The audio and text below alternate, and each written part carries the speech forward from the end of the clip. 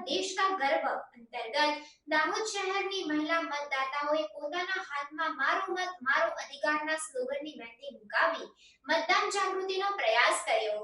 લોકશાહીના મહાપર્વમાં મહિલા મતદાતાઓ ઉત્સાહભેર ભાગ લે તે માટે દેશભરમાં મહિલા મતદાતાઓને જાગૃત કરવા મતદાન જાગૃતિ અભિયાનનું આયોજન કરવામાં આવે છે।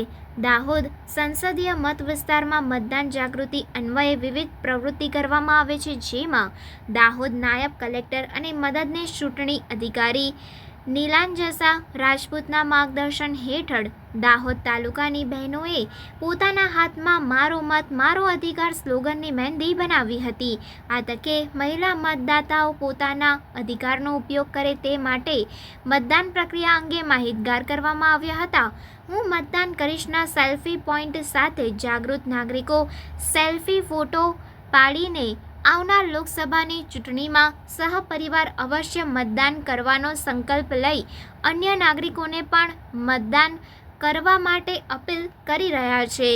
ઉપસ્થિત તમામ બહેનોએ મતદાન કરવા અને કરાવવાના શપથ ગ્રહણ કર્યા હતા।